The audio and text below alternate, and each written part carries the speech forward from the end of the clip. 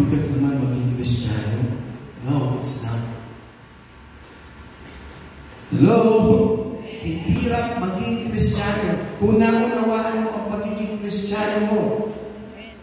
Alam niyo po, may mga mayayaman na sabi nila, hindi mahirap maging mayaman kasi naunawaan ko bakit ako mayaman. So iba naman, hindi man ganun kanilang buhay. Sabi nila, masaya naman ako kasi naintindihan ko ang estado ng aking buhay. So knowing and understanding things sa ating buhay ay magbibigay ng tunay na kalayaan.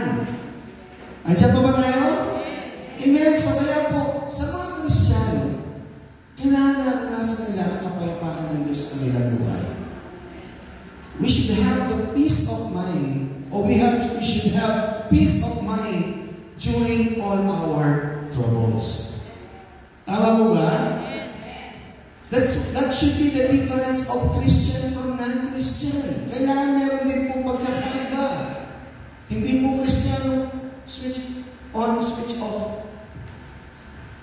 Marami pa po bang Kristiyano ganoon sa panahon natin? Switch on, switch off.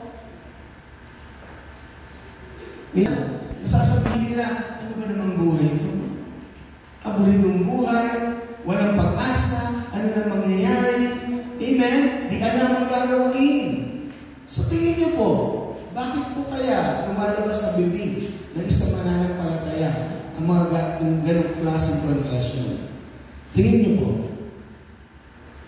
sa kapahingan sa Panginoon. The importance of walking with damdamin at sa mga bagay na nais mo sa iyong buhay. Because your soul is composed of your mind, will, and emotion. So meron kapahingan sa mga pangarapin natin. Minsan, yung mga bagay na hindi na dapat, ayaw mo na ngayon. Hello? Amen? At ang mga bagay po na kung saan ang ating kaisipan, ang ating damdamin ay magkakaroon din po ng kapayapaan. For my yoke is easy and my burden is light. Let me take you in a passage or in the message version. Ang sabi po na dyan in Matthew 11:30 pa rin, are you tired, worn out, burnt out on religion? Alam niyo po minsan, ito po ay bagay na kung saan hindi natin napapansin pero nagagawa natin. Napapagod tayo sa ating pananampalataya because we try to earn it. We try to prove to God that we are worthy. Lord, nakita mo na Lord ang ginawa ko, nag-pray na ako, nag-devotion na ako, lumakad na ako, kasama ka. Hindi ka lumalakad kasama ng Panginoon upang pagpalanin ka. Ikaw ay pinagpala na. Kaya ka nakakalakad na kasama niya. Amen? Amen? Hindi po tayo papunta pa lang sa katagumpayan. Tayo po'y nanggagaling na sa katagumpayan. Sino man ang tumanggap kay Kristo Jesus, sila po ay matagumpay na. Ang sabi ng Bible, He made them an overcomer. Gaya ng binanggit ni Pastor Jerome kanina, greater is He who is in us than He who is in this world. Amen? Mas higit ang sumasakating kaysa yung naghahari dito sa mundo. Hallelujah. Praise God. Andiyan pa ba tayo, church?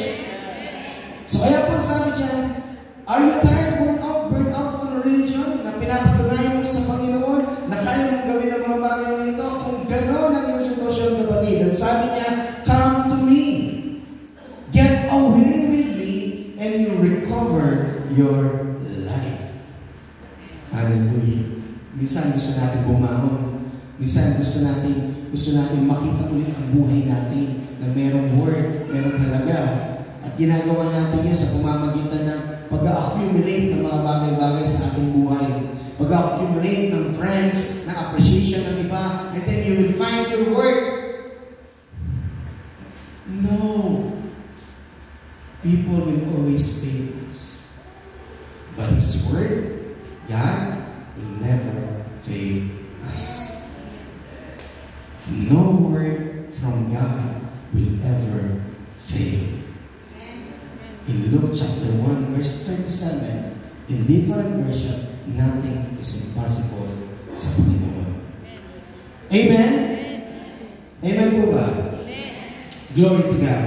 So kaya po sabi dyan, come to me again and recover your life. I'll show you how to take a real rest